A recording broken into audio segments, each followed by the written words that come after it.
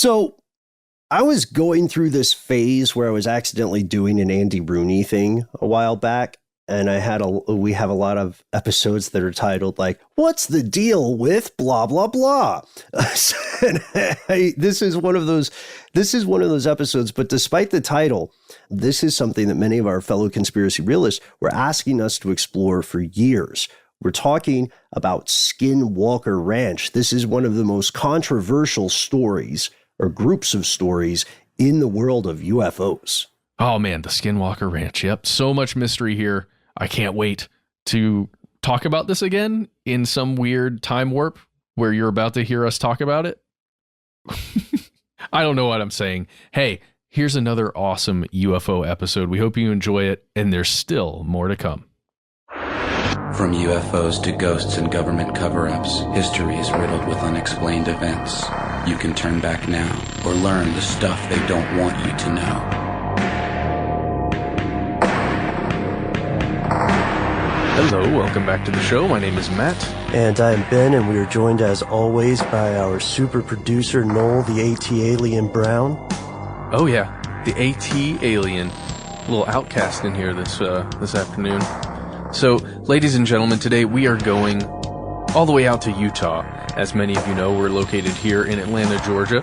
And the reason we're going out to Utah is because there are some things that happen when you're out in a large open area, like many of the places in Utah, that you might see something in the sky. You might see something that you don't really see on the ground that you can't explain. That's the reason we're going out there, because there is one particular place that some of these things tend to happen, Ben, and we've been getting lots and lots of people on Twitter, on Facebook, all over the place saying, you guys have to cover this location.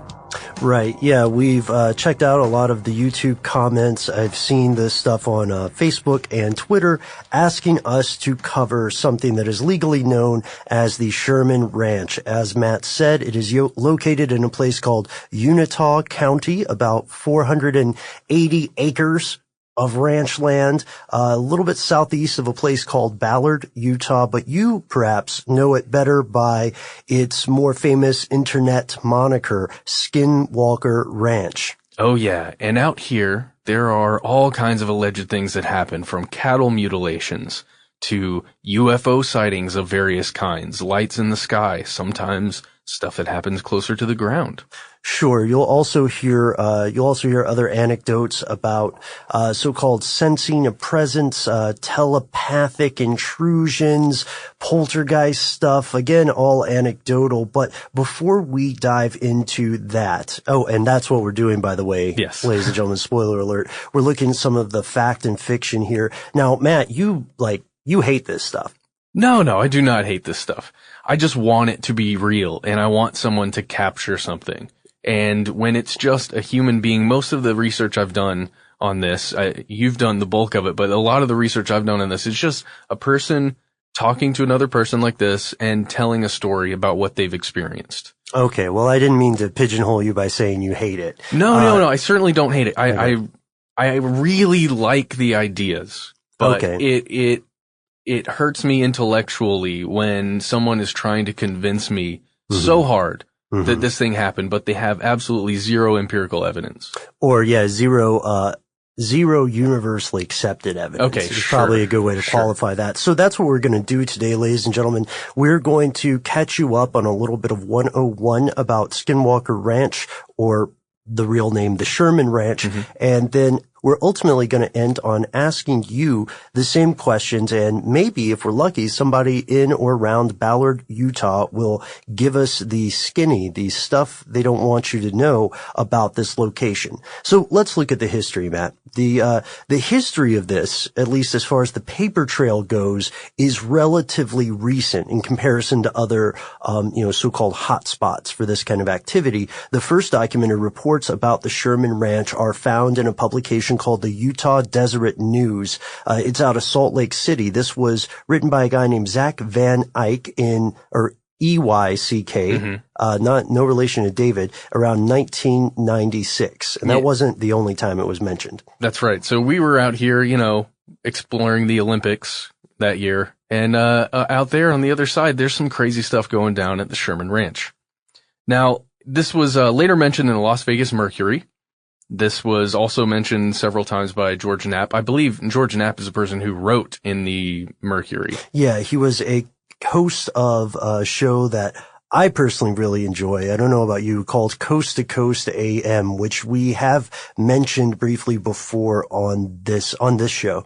This guy doesn't just write a couple things. He really digs in and makes this something identifiable with him, which, as we'll learn, is going to be important later. However, if you are to believe the unofficial histories of, I think there's a retired school teacher and then there's a retired military official of some sort, if you're to believe their stories, then reports of cattle mutilation in this area, this rough area, go back for decades at least, and allegedly, or at least we'll see how much of this is true, allegedly these stories tie into something much, much older. That's right. The legend of skinwalkers. This is really cool stuff here. This is the stuff that you were really interested in, right? Because this falls into the folklore area where you've got Native American groups who believe that there is this thing called a skinwalker, which is essentially a shape changer. There are a lot of different types of these. We've talked about lycanthropy a lot in past episodes about werewolves. Mm-hmm. This is kind of similar to that with a couple important differences. One of the biggest ones is that the skinwalker can choose to change shape rather than having the moon kind of affect their change, right? So the full moon doesn't have anything to do with it. The skinwalker just goes, okay, it's time, change. The skinwalker can also change into any animal given whatever circumstance they find themselves in, such as, let's say they've got the pelt of a wolf, just to use the lycanthropy example. They can then change into the wolf, but then you can use any other interchangeable animal there, a bear even.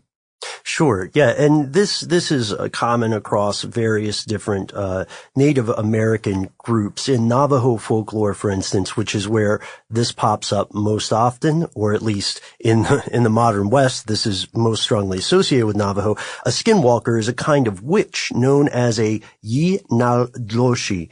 The idea here is similar to some European folklore regarding lycanthropes, because lycanthropes in the older medieval stuff, and then, you can listen to the entire episode we've done on lycanthropy, but quick and dirty version for you here.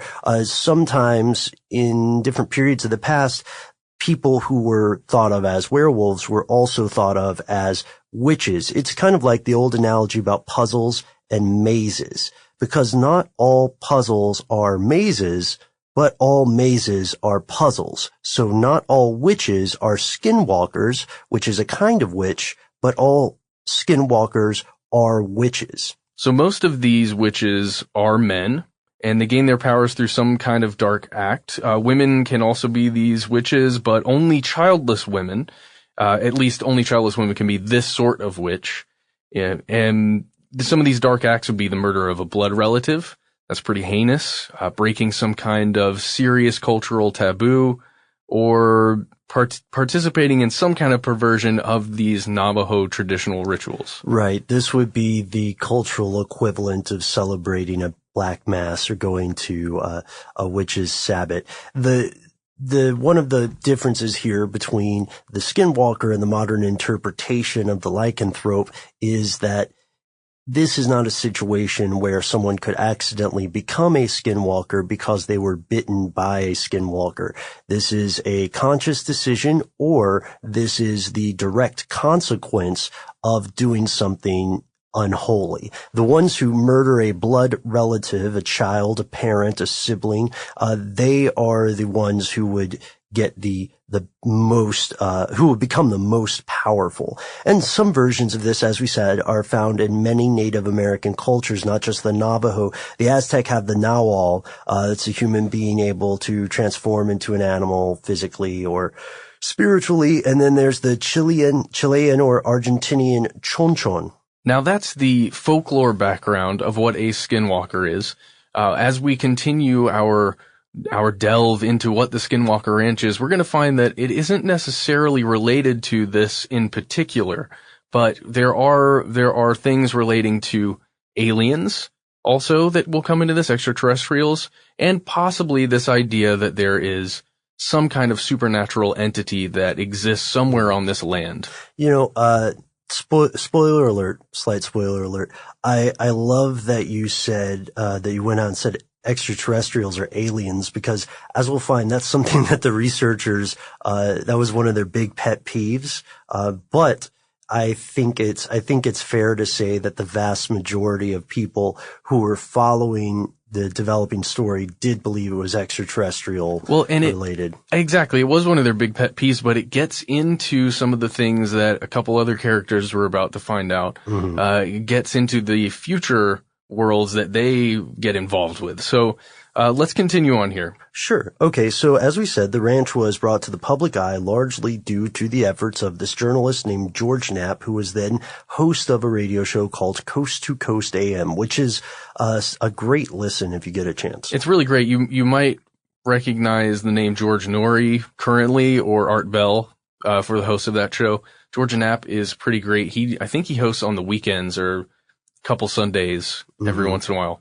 And as he reported on the bizarre alleged occurrences from this ranch, the publicity caught the attention of an entrepreneur named Robert Bigelow, who you might also recognize as the founder of a company called Bigelow Aerospace. Ah, interesting. Bigelow Aerospace. They specialize in trying to create these not really rooms, but capsules where humans can do things in space. Right, along with Richard Branson and to a lesser degree Elon Musk. He's one of the people he's one of the big parts, or at least Bigelow Aerospace was one of the big parts of the privatized space exploration industry. Pretty interesting there. So Bigelow bought this ranch in 1995, and he hired another gentleman named Colm Kelleher, who was a molecular biologist, and he brought him on to head up the team of PhDs who were going to investigate this place. He called the group the National Institute for Discovery Science, or NIDS.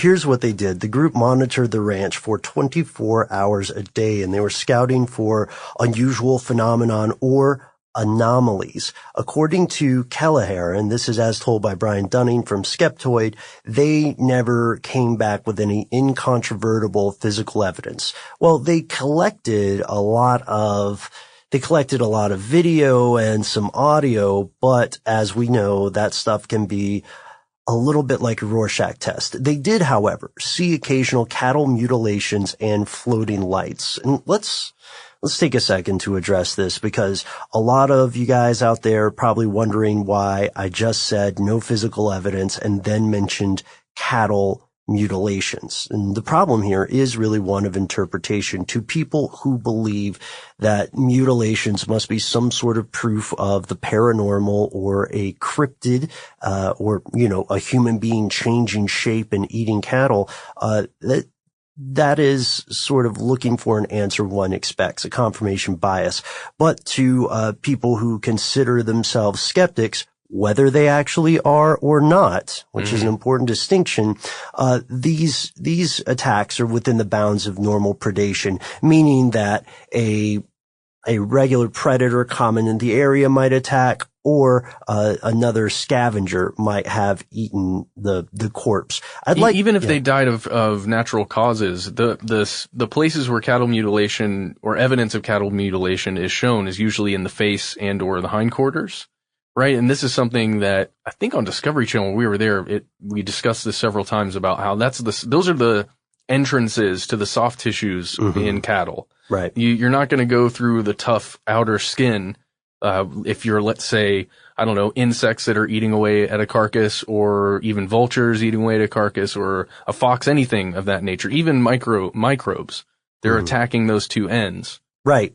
And, I'd like to do, well, we'll see if I get to, but I'd like to do an episode on cattle mutilations in the future, because it's a pretty interesting topic, especially when you get to, the people who study different types of ways that cattle are attacked, which is fascinating, but very grisly. So that's what they were looking at. They were primarily looking for unexplained phenomenon or anomalies. They were not looking for someone changing shape and attacking human beings.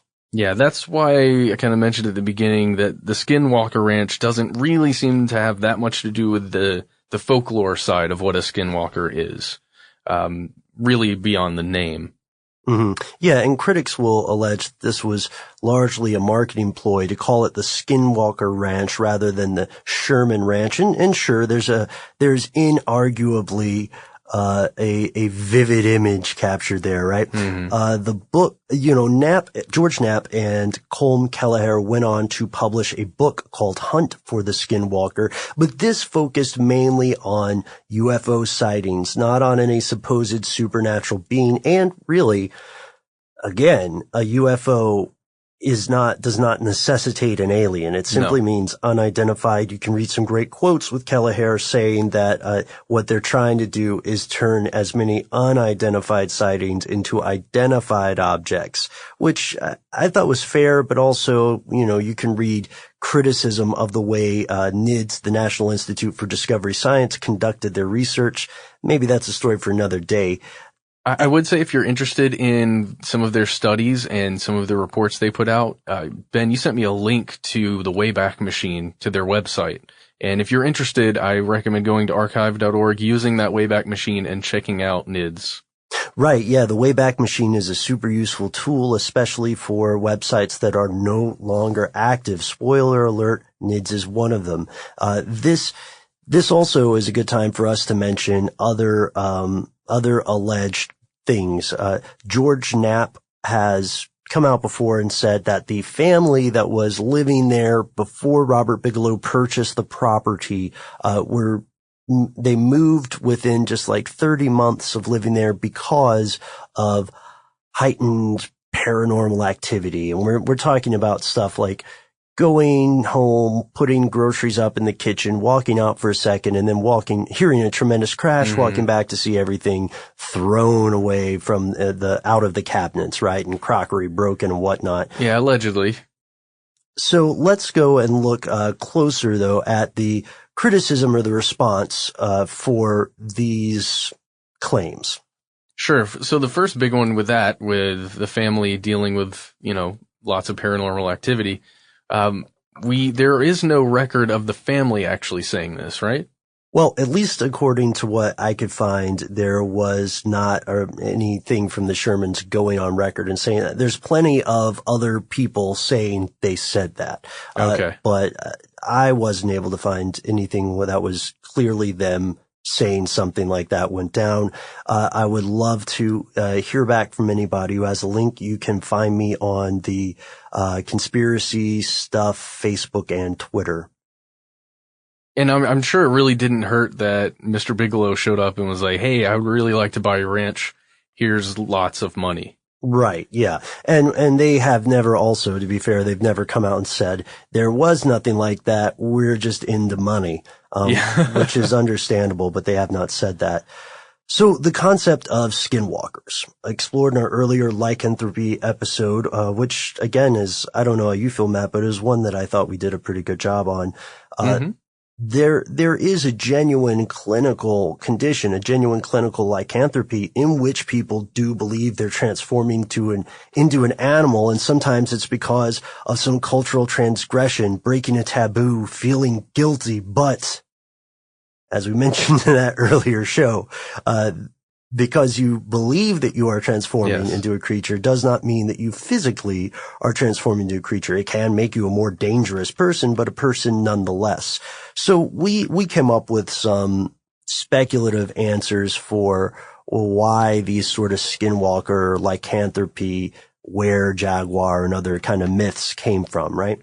Oh yeah, one of the big ones was looking at a person that was doing things that were so horrible you couldn't attribute, or it was very difficult to attribute those actions to a human being. So the thought was that perhaps there is something else going on here. This isn't just a man killing his family or killing 8 families or something like that. This must be some kind of wolf spirit or animal spirit embodying this human. So it may just be that serial killers, that this was attributed to them back in the day, or even just someone who went on a rampage one time.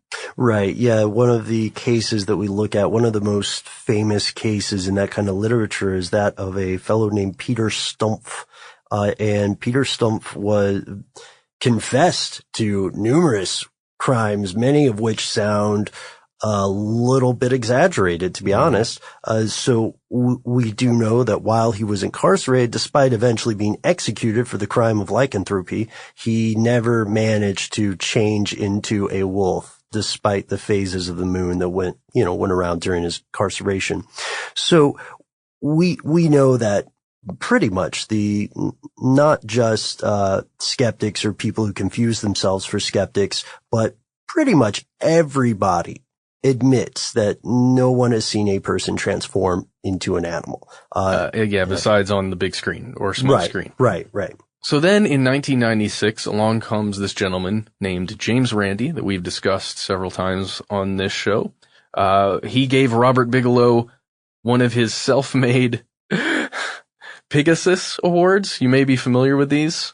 It's kind of an insult. Right. Yeah. It's kind of like a Darwin Award, which I believe Randi gives. I don't know too much about it, but it's not a good thing to win it. It's like a Razzie or a Darwin Award. Razzies are for terrible movies. Darwin is for people who are unfortunate enough to die in what could be seen as a stupid way.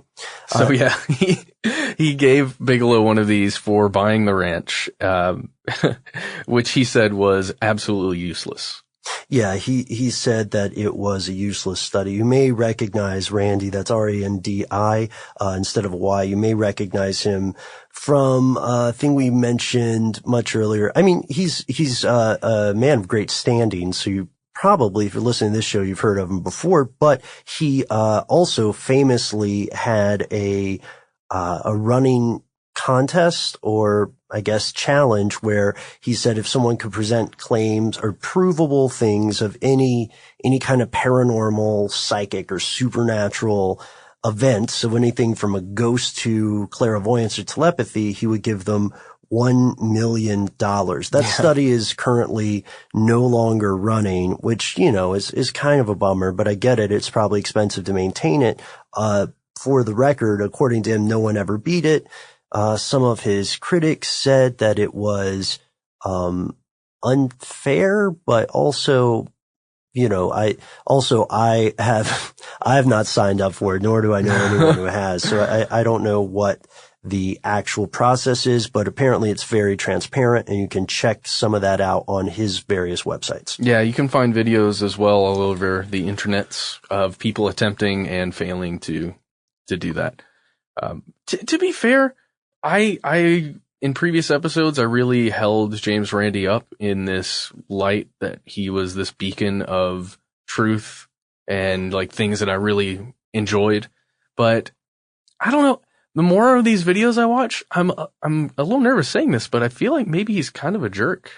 Well, I guess the best way, the most fair way to say something like that is that human beings, right, are emotional creatures, and being creatures that are wont to classify the world into an us versus them, people can readily become antagonistic toward anything that they see as different.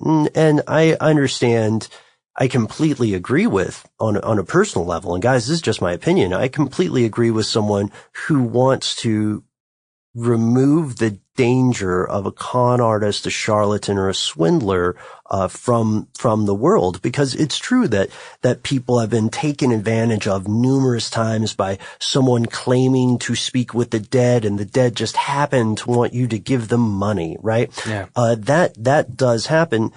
However, as anybody who has taken a psychology course ever, or maybe read a book, or maybe really listened to someone once or twice, as anybody who has ever done one of those three things knows, the way to persuade people, if you really care, if you really give enough of we're a family show, so I'll say crap. If it matters to you that someone sees a truth, right? Or someone sees an error of the ways, then there has to be an amount of empathy involved. There's a reason that yelling at people, bullying them, calling them names never gets them to say, oh, you have been rude enough to me or abused me enough that I think you are right, and Star Trek The Next Generation is better, or whatever. I know, it doesn't really matter what the actual content of the argument process is, because it's about the process, not about the content. That being said, I think he's done the world a great service. I think it is an unfortunate error, however, on the part of a lot of other people who, like me, are fans of some of this guy's work. It's just an unfortunate and just tragic error to use the excuse that people believe in something you don't believe in, especially if it's wrong and you could help them, to use that as an excuse to bully someone or to mock them, I don't go to someone who believes something that I think is foolish, especially if they're not hurting anybody, to yell at them or to deride them so that some part of my neural mechanism gets a little bit of a high off of persecuting the other. And that's a sad thing. And, I'd love to hear what you think about this, listeners, because ultimately the emphasis should be on finding the truth, not making people feel like garbage. True. Yeah, that's a rant. Sorry, that's a rant. And I don't want people to vilify James Randi. I've never met him personally. And again, I think that saving innocent people from someone who would take advantage of them is a noble thing to do. But sure. That's so far away. That is very little to do with the Pegasus Awards, which we had to include because it's a pretty funny pun, and I'd love to see other people or other organizations who are rewarded this. I wonder what his criteria is. But like we said earlier, one of the other things that they studied here at the ranch were these glowing lights that kept being reported.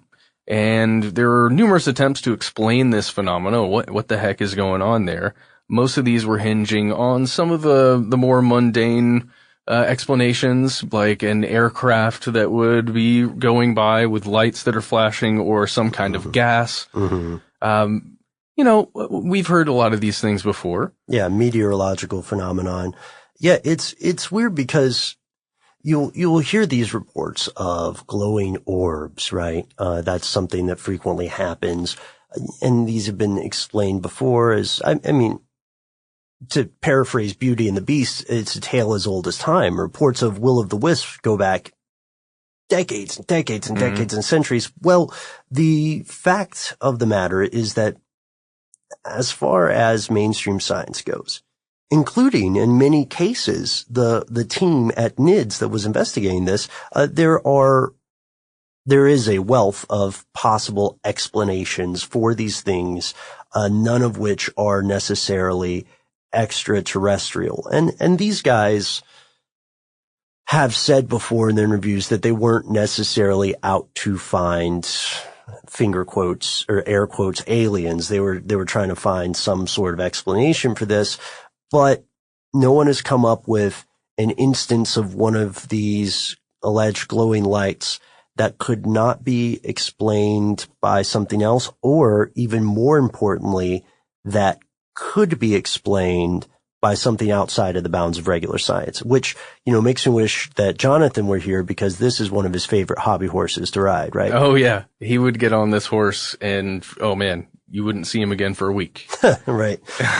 So, I love that you point out it could be airplanes in the distance, because that tells us something interesting that we go into in our video series that also came out this week, which was great. You mentioned at the top, Matt, that it was interesting to you that Bigelow was investigating this stuff and also founding an aerospace company. Oh, yeah. An aerospace company out there near Las Vegas, which, I don't know. he's at least interested in going to space, right? Mm-hmm. And if he wants to do more research in that realm and he wants to take human beings eventually Mm-hmm. to space, I don't know. I'm interested in this gentleman's, that maybe the things that he wouldn't release to the press, that he wouldn't give out an official press release, some of his beliefs. Right. I want to sit down with this dude and talk to him one day. I'm not a millionaire, so I don't know if that's ever going to happen, but one can dream. Yeah, who knows? One can always dream, right? I want to take it a step further. This is something we talked about, you and I have talked about numerous times off the air, which is that many of the UFO reports from a few decades earlier turned out to be top secret aircraft that the U.S. was testing. And for that time, they were doing phenomenal things that were just far beyond, easily a decade beyond public technology. We're talking about craft that could fly across the United States in less than half the time that it would take a normal or a publicly known aircraft. So it's completely possible that some of these things that are being seen are actually aircraft being tested, you know? Oh yeah, and especially in the late 90s like that, man, the tech we may not even know some of the things that were being developed at that time. I mean, honestly, we may not know yet. Right, like when everybody found out that stealth helicopters exist like, because one crashed. Wait, what? Yeah. So it's completely possible, just because there isn't any evidence at this point that it's something supernatural doesn't mean that there's not secrecy afoot. You know what I mean? And at this point, if we sum up Skinwalker Ranch, then as near as we could find, it seems that the investigations of NIDS, which disbanded, the investigations of NIDS bore little in the way of inarguable evidence, at least in the case of Sherman or Skinwalker Ranch. And like I said earlier, you're going to hear anecdotes. If you just type in Skinwalker Ranch into any search bar, you're going to find all kinds of fun anecdotes that it takes me back to my X-Files days where I just want to go, oh man, I love this. This is so cool. Hopefully there's some kind of shred of evidence that I can hang my beliefs on. But you're really not going to find it. They didn't find any kind of body or unidentified animal. They could explain the cattle mutilations that they were looking into. And really they didn't make any video that would satisfactorily show some kind of this inexplicable light that they kept talking about. That would it's so disappointing to me, Ben. Yeah, I get it. And there's a quote that I'd like to pull from an AMA and Ask Me Anything thread that George Knapp participated in on Reddit. This response, when he was asked why, I can't exactly remember, but I think he was asked about Skinwalker Ranch, what his experiences were like, because he went there numerous times, right? And he was asked about, in some very polite way, about evidence or lack thereof. And he said that he felt at times there was some sort of intelligence that seemed aware of things and was one step ahead of everybody. And and this is a huge, gargantuan, Purple Mountains of Majesty size, if there is something bizarre afoot at Skinwalker Ranch, it has yet to be proven. Unless, of course, there's something, I guess, the ranch or whatever powers behind it don't want us to know. That idea of an intelligent being that is doing all of these things, that's behind the mutilations, that's behind the lights, I love it. The kid in me loves it. And one day, hopefully, it will be proven by the third wave of researchers that go and stay at the Sherman Ranch. One day. Perhaps. So what do you think about these stories about Skinwalker Ranch? Is this just a bunch of hooey? Is there something genuinely strange and disturbing going on? And I know this will probably be a bit of a divisive topic for us, because I think this stuff is fascinating, and I love seeing there is some sort of explanation. And if you had to speculate, that's fine too. Let us know what you think it could possibly be. If you all are like me, profoundly disappointed that people don't actually turn into animals, whether through some horrible transgression or some dark rite, then let me know about that too. We can both complain together online. You can find me on Facebook. I do the Facebook and I do the Twitter here. And you can see a lot of stories I find that don't typically make it onto the air or on the news. Matt and I are both into uncaught serial killers. And just for an example, one of the recent stories that we posted as we're recording this, involves a possible uncaught serial killer in a small town in Ohio. So do visit us at facebook.com/conspiracy stuff to, check that out. And wait. Ben, that freaking sound is back again. It can only mean one thing. It must be our moment with Noel. Hello. Hey. Hey, Noel. How's it going, man? It's going okay. How are you guys? I'm doing all right. Good. Doing all right. Good. So question for you, and Sure. and you might have some questions too. If you could just at will transform into an animal, any animal, what would it be? Any, I guess we should qualify any fictional animals. So no, like, dragons, which is clearly the best one. No Final Fantasy summons. You know, my answer might surprise you, Ben, because you know about me that I hate / am terrified of birds. Right, yes. But that Really? just seems like the most obvious go-to thing, because it would be, for transportation alone. Wouldn't have to book flights anymore. You could just, turn into an eagle and go to the Keys or whatever, It'd be some pretty long flights, though. I know, but you'd get used to it, right? I guess it depends on what kind of bird you would be. Like, would you be a migratory bird? Would you be a frigate bird? I believe they're the ones that can stay in air for days at a time. But one of those. But they're terrible on the ground. Yeah, they're pretty bad. Well, you don't have to be a bird on the ground. You turn back into a person. Oh, good call. It is at will. What about you, Matt? Oh gosh, I would probably go with small fox. The small fox? Yeah, just a tiny little fox. That's cool, man. I just want to make videos. I would set up a camera, turn into a small fox, make little fox sounds for the video, like turn back into a human, stop the recording, and then upload it to YouTube. Take over YouTube. Yeah, huh? man. That would be great. You gotta watch out for those old rich dudes on horseback wearing the red coats. Oh God, you're right, Fox though. Hunt. Oh, okay, I changed my mind. Makes me think of Invisibles. Yes. So I don't know which one I would be. It's such a big choice. I guess it'd be kind of cool to be a whale, but I don't know. I don't know if I have the voice for it.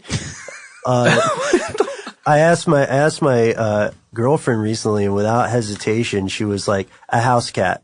I would turn into a cat. And I said, what would you do? And she said, I would learn secrets, which is a great answer, but I completely don't understand that. And it makes me not trust cats. What would you do as a whale? As a whale? I don't know, like, just hang out, swim around, and I guess talk trash. Would you be a large whale or like probably, man. If you're going to go whale, go full whale. Okay. Don't go 8.5 yards, you know? Okay, I don't know, man. The more I think about it, the more whale seems like a lame answer.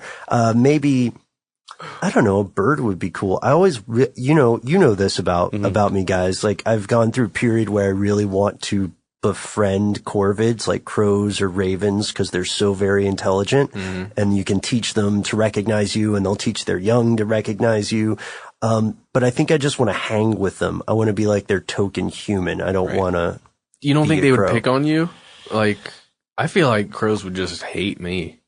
Why is that, man? You're really good with, you're good with people. I assume it goes to birds. Just because I'm not a crow, man. I think they would rag on me all day. They'd write jokes all day. Because, there's some kind of Bill Burr crow or raven.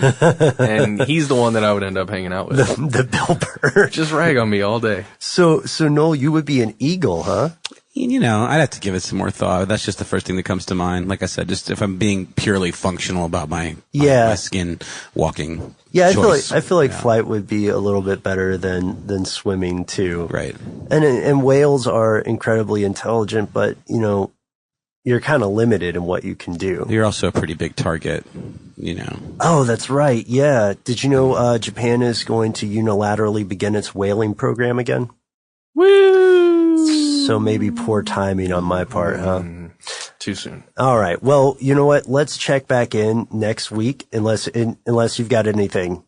No, I just the one thing that I guess I was thinking about is do you guys both read or watch the Game of Thrones?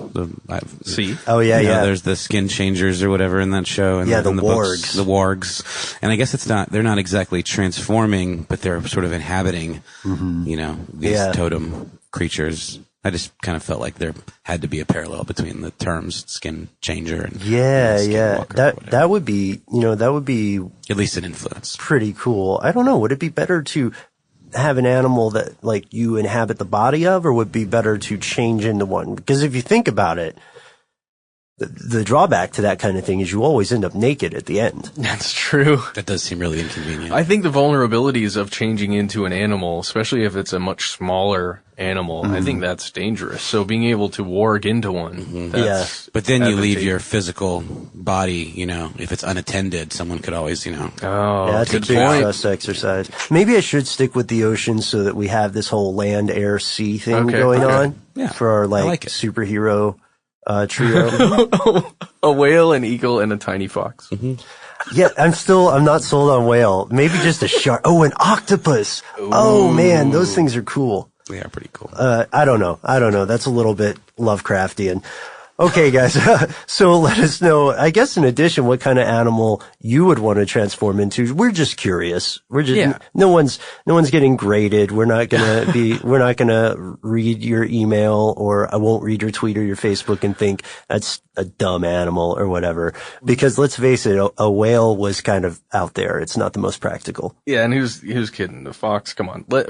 We will not judge you at all. Very interested though.